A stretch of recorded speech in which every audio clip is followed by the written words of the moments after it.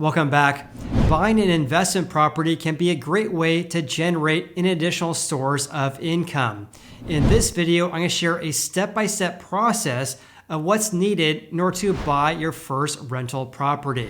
Step number one is to save for a down payment. So for example, if you're looking to buy a $300,000 home, your down payment is going to be around $75,000. This is because you get the best interest rate if you put down at least 25% for an investment property. By the way, you can't put down 20% down to buy a rental property, but again, you get the best rate by putting 25% down. So obviously, if you only have $5,000 in your checking account today, obviously, you're not going to be able to buy an investment property, but you can take steps to get there by saving money, maintaining a steady income stream, and also having a great credit score as well. Step number two is get to a place in which you qualify for a loan. And here's a pro tip. You get the best interest rate if your credit score is at least 740. Anything less than that is going to be viewed as more risky in the eyes of the lender, and therefore your rate in general will be actually higher than the best rate available. Obviously, in order to have the best credit score, you do not want to have any collections or late payments on your credit report. Also, you can't have any foreclosures or bankruptcies of less than 7 years. Obviously, if you don't have a credit score of 740 or higher, there are some steps to take in order to get there. And I made two separate videos regarding that, and I won't go over that in today's video. Instead, I'll provide a link to those two videos in the video description below. By the way, when you do apply for a loan, your loan officer is going to ask you for the last 2 years of your tax returns, the last 2 to 3 months of your bank statements, W-2s, and pay stubs, to name a few. And that leads me to step number three, and that is actually to apply for a loan. And by the way, if you guys want a mortgage advisor, a referral, then feel free to email me at info@meetjasonwalter.com. My advice to you guys is that before you start looking at houses, it's to get pre-approved for a loan. I've seen this time and time again in which people look at houses, they find a house they absolutely love, and they find out after they apply for a loan that they do not afford it or they do not qualify to buy that house. Now, don't do this because you'll feel heartbroken and you'll compare that house to every future house you view. So my best advice for you guys is to get pre-approved for a loan before you start your home search. This way you can tailor your home search based on how much your budget affords you. And also, once you do find a great investment property, you are in a position to place an offer on that property. Also, the last thing you guys want to do is find a great investment property and then scramble to try to get pre-approved for a loan, get your letter, and you find out the house is already pending and the home seller already accepted an offer. All right, let's talk about step number four. And these are the types of properties you guys should be searching for. My advice for you guys is to look for properties that are within a 30-minute radius of your home. Therefore, you'll have inside knowledge about good areas, bad areas, crime, good schools and bad schools, etc., which may be hard to find if you're looking to buy an investment property outside of your area. I also wouldn't recommend looking at a very, very expensive home or a super luxury property. And also, I wouldn't advise looking at a super inexpensive property as well. My recommendation for you guys is to buy an average price home, an average lot size, and also an average home size as well. More than likely, this is going to increase your pool of potential renters. So for example, if you're buying a $1 million home and your average price home in that area is only $500,000, and you're going to ask for $10,000 per month in rent, your buyer pool is actually going to be small and may be hard to find a renter. In contrast, if you were to buy a $300,000 home with an asking rent of $2,000 per month, it's probably going to be easier to find a renter than a $1 million property. It's also my best recommendation to look at single family houses or multifamily properties up to 4 units. So this would be single family houses, duplexes, triplexes, or fourplexes. This is because you can use conventional financing for units of less than 5 units. If you want to buy a building that has at least 5 or more units, you have to use conventional financing, which comes with harder underwriting requirements, and also in general, higher interest rates as well. Also, unlike conventional financing of 1 to 4 units, for commercial lending in general, you cannot get a 30-year fixed rate loan. One more thing I do want to mention though regarding conventional financing of 1 to 4 units is house hacking. If this is an option for you guys, this is a great way to minimize your monthly housing payments. So for example, buy a duplex, rent out one side and live in the other side to minimize your housing payments and also to have a steady income stream from the other unit. One last thing I do want to mention regarding the types of properties to buy is that you may want to avoid buying condos. This is because there's HOAs involved, which obviously minimize your return on your investment, but also sometimes they issue special assessments if they do not have enough funds in the reserve accounts to pay for these emergency things that come up. Also, some condos limit the number of investors in their developments as well. Typically, the lenders want to see the occupancy rates of more than 50%. So this means, of course, there's more owners living in those units than renters living in the properties. That brings me to step number 5. So look for properties that ideally will have positive cash flow. Now this may be challenging if we have an environment that rates are high and or if inventory levels are at very low levels. But I recommend to be patient and keep on looking to find a property that nets you a positive cash flow. So how do you do this? There's 2 steps here. Step number 1 is to find out your estimated costs on a monthly basis if you were to buy the house. And step number 2 is to find out your estimated rent that you could get for that property. First, after you get pre-approved for a loan, ask your loan officer for an estimate of your monthly housing payments. Or alternatively, you can go to the Mortgage News Daily's website. They actually have a really good, easy to use tool to find out your total monthly expenses as well. Let me share an example with you guys to break this down because there's a lot of other factors involved that you don't see online here. So let's assume you buy a $300,000 home, putting 25% down, so your down payment is $75,000. In this example, I'm going to use an average 30-year fixed rate at 7%. Again, you might be watching this video when the average rate is 5%, 8%, or whatever. It changes on a daily basis. So at the time of watching this video, just enter into today's average rates. And a great website, again, is to look at the Mortgage News Daily for average 30-year fixed rates. But again, in this example, I'm just going to use 7%. Also, we want to calculate what is your property taxes you're going to be paying. This varies greatly by the area. It also can vary by the neighborhood and, of course, the state as well. In California in general, for more older houses, your average property tax is around 1.25% of the purchase price.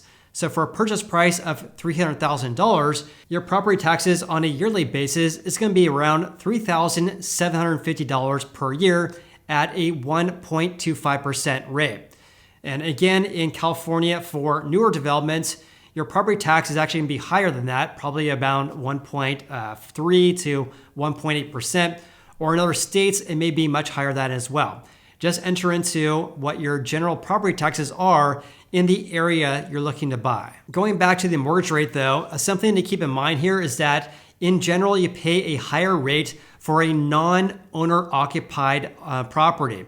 So in other words, buying a rental property tends to have a higher interest rate than an owner-occupied property here. So when looking at the Mortgage News Daily, they're going to give you the best rates for people with great credit and also for people buying a primary residence as well. This is where a great resource, of course, would be your lender, of course, asking for the average rate today when you're doing this calculation. We also have to estimate what's your insurance payments going to be as well. In this example, I'm going to use $1,200 per year.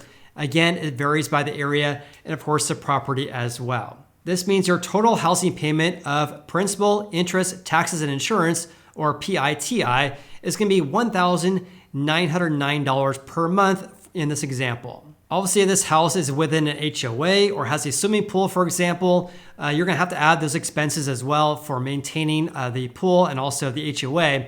But in this example, just to keep it more simple, I'm going to exclude and assume that those don't apply. However, let's assume you are going to pay around $80 per month in landscaping costs and also around $100 per month for utilities as well. Ideally, this is great if the tenant can pay for utilities such as sewer, water, and trash, for example. But let's just assume you're going to have to pay this in this example here. Plus, you also should account for vacancies as well. Let's assume your property is vacant 1 month every single year, and your rental price or your rental amount you're going to get is $2,500 per month. This means you should account for $2,500 per year, or around $208 per month in vacancies. Therefore, total monthly expenses for this example here is $2,287 per month. That's around $388 more than principal, interest, taxes, and insurance total. So as you can see, these miscellaneous expenses can add up, and that could be the difference between a positive ROI and a negative one. To summarize this, our estimated housing payments is going to be around $2,300 per month. Therefore, if we want a positive ROI or a positive return, we need to see the rental amount be above that amount, of course. I also have a pro tip for you guys as well regarding your home search. So let's just say you are approved for buying a house of $300,000. This means you should not be looking at houses of $300,000 or less, or setting your search parameters around that. My advice for you guys is to look for properties of around 10% higher than you are pre-approved for. So again, you're pre-approved for $300,000. Look for properties starting in the range of $330,000, for example. This is because you may be able to find a property that's been sitting in the market for quite some time. It's a stale listing and they're ready to do a price reduction. So rather than waiting for them to reduce the price to less than $300,000, why not offer them a price of less than their asking price? And you may be the only one placing an offer on that property because it's been sitting on the market for quite some time. The worst thing to do, and I've seen this over and over again, is that someone sees a property that's, let's just say, over budget, and they decide to wait for the seller to reduce their asking price. What tends to happen when sellers reduce their asking prices is that generates more interest among home buyers. Therefore, you could enter a situation in which it was a stale listing, but because they actually reduce their asking price, that actually causes a bidding war, and therefore you're not able to place an offer for well below the asking price. Or I should say, the chances of getting an offer accepted of placing an offer well below the asking price when the seller just reduced their asking price is probably minimal unless there's a surplus of houses for sale. Okay, now that we talked about the different properties to buy, as well as a tool to estimate your monthly housing payments, now it's time to estimate your rental income for a specific property as well. So of course, the question is, how do you do this? Let's say you identified a property that you're potentially interested in. So in order to gauge the current market value or market rent of that property, you have to go onto Zillow, for example. Zillow provides a zestimate of the rental amount you could get for the property for some properties. So look at that if you have that available. If that is not available, you can actually go onto Zillow, for example, and search for houses for rent. You can, of course, look for houses for sale, but you also have a checkbox you can include houses only for rent. So when identifying a property in a particular neighborhood, look for houses that are listed for rent in that neighborhood as well. One thing to keep in mind though, these are only asking rents. So if there's a big surplus of rental properties in that neighborhood, one would assume the landlord is going to get less than they're asking. If there's a minimal amount of houses for sale or houses for rent in that area, one would assume the landlord is going to get their asking rent as well. So let's assume you're looking at a single family home to buy and it's a 3-bedroom, 2-bath. When you're looking onto Zillow, for example, looking at advertised rents, look for 3 bedrooms, 2 baths, and also look for houses that are 4 bedrooms and 3 baths as well. I would strongly urge you to look at only single family houses if the property you're looking to buy is also a single family house. In contrast, I wouldn't advise you to compare an apartment rental listing to a single family house you're looking to buy. This is because in general, rents for a single family house tend to be a little bit higher than an apartment, for example, all other things being equal. Now, this all works great in small markets such as Sacramento, for example, where we really don't really have a multiple listing service for rental properties. But if you're looking to buy a rental property in larger cities such as Los Angeles, San Francisco, or New York City, those areas tend to have a multiple listing service for rental properties. In those cases, you may want to link up with a real estate agent to gauge current market value of rent for a property you're looking to buy. Going back to my $300,000 purchase example here, let's say you found a $300,000 home to buy. The estimated rents based on your analysis is around $2,500 per month. The total expenses would be around $2,300 per month. Therefore, your positive cash flow would be about $2,400 per year, around $200 per month. Comparing that to your $75,000 down payment, again, 25% of $300,000, that would give you a cash-on-cash return of only 3%, excluding any other closing costs you would incur by buying that property. So obviously a 3% return is not a good return on your investment. However, a portion of your monthly housing payment goes to pay down your loan balance, and that builds equity in your property. In this scenario, after 1 year, you would have paid off $2,285.57 in principal, which is equity gained. Therefore, your loan balance would decrease from $225,000 down to $222,714.43 after 1 year. Taking this all into consideration here, because you're paying down $2,285 in your loan balance, which increases your equity, of course, and also you're having $2,400 in positive cash flow, your actual ROI, or your return on your investment, is 6%. This is $2,285 plus $2,400. That equals $4,685.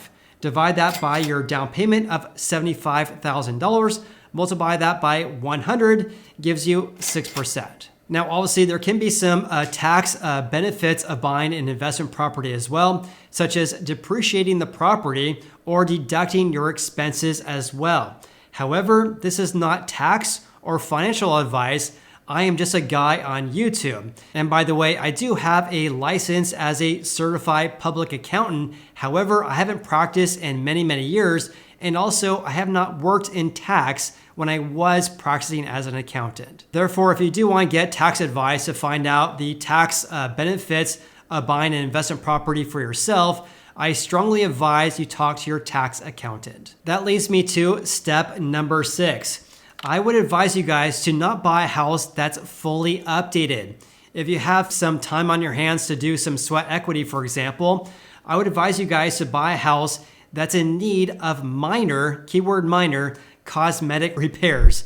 These would be things like flooring and paint, for example, and not fixing the foundation or putting on a new roof of a house. The goal here is to put in a low amount of work into the home in order to maximize the value of the property, but also to maximize the amount of rent you are going to receive as well. If you are going to replace the flooring throughout the house, you may want to look into luxury vinyl plank flooring rather than installing carpet, for example. Carpet can get very, very dirty and it can get expensive. You have to replace it every few years. So just keep that in mind. Also, I would not advise you guys to buy very expensive fit and finishes. So for example, you're not going to get a lot more in rent if you install a $6,000 kitchen sink. Step number 7 is to start writing offers on different properties. And keep in mind, if you're in an environment that has a low amount of houses for sale, this may take a while to find a property that pencils out. And also it could take a long time to get your offer accepted as well. So please be patient as well. Also, something that's very important as well is to find a great real estate agent. This is because a great real estate agent can make your life easier and also can negotiate a price on a house much better than an inexperienced or a real estate agent that lacks the skills and knowledge to get you a great deal. And by the way, I'm connected to hundreds of agents across the United States. If you guys want a real estate agent referral, then email me at info@meetjasonwalter.com. Hopefully you get to step number 8, and that is an offer acceptance. Congratulations if you guys got your offer accepted. But step number 1 here is to actually get your inspections done. I highly recommend you do this even for a brand new house. Even for brand new houses, we found major issues with properties. You wouldn't believe. In any case, buying a property, whether it's new or it's an older house, get your inspections done. You can pay $100 to $500 to find issues well over $10,000. So again, get your inspections done. Once you get your inspections done, sit down with your real estate agent and talk about all the findings, especially the ones that are more expensive to fix. After that, again, talk to your agent about sending a request for repairs to the home seller. This is your opportunity to get some of the items that were found in the inspection, your opportunity for the home seller to take care of those items as well. So my best advice for you guys regarding this is that to ask for a reasonable request for repairs, and therefore you're likely to get a reasonable response back from the home seller. If you ask for absolutely everything that was labeled in your inspection report, you're probably not going to get a very good response back from the home seller. And in most cases, by the way, home sellers are not obligated to do any repairs on a property. That leads us to step number 9, and this is closing costs. In general, your closing cost is going to be around 2% of your purchase price. So again, using an example of a $300,000 purchase, your estimated closing cost is going to be around $6,000 on top of your $75,000 down payment. Again, talk to your loan officer about that estimation because that could vary by your scenario. Here's a pro tip for you guys though. So rather than offering $300,000 on a $300,000 property, offer $305,000 and ask for a $5,000 closing cost credit. This nets the seller the same.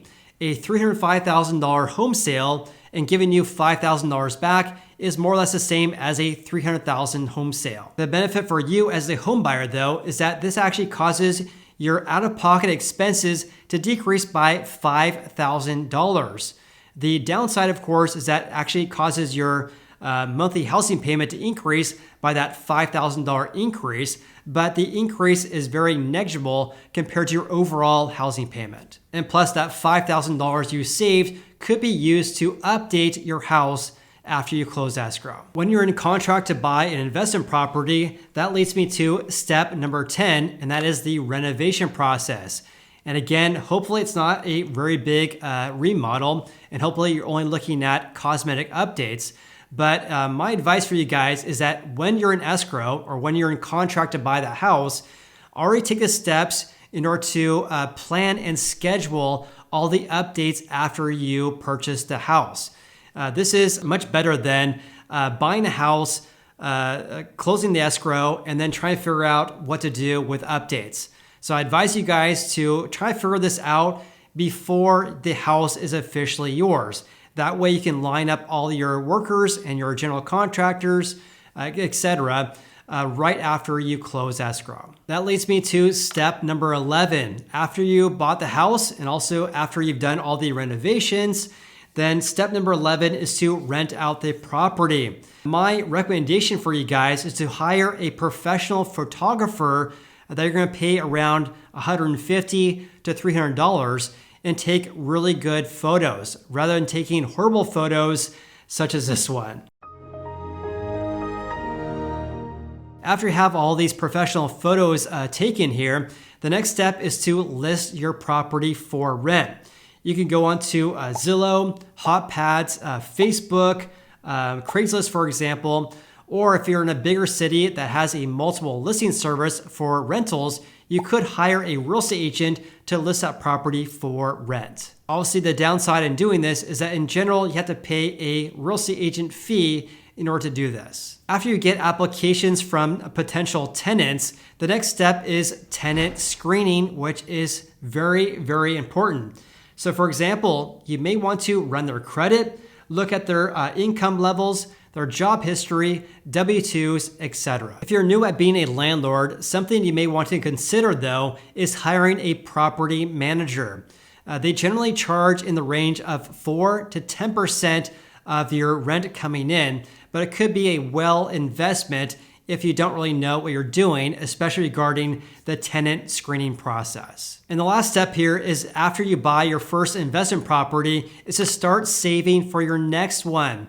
Just think of this. After you buy your first investment property, 30 years after that, you're not going to have to pay any interest because your loan is going to be paid off. Therefore, your return on your investment is likely to be much, much better because you don't have any principal and interest payments to make to your lender. And with that said, if you guys are still watching today's video, I appreciate you.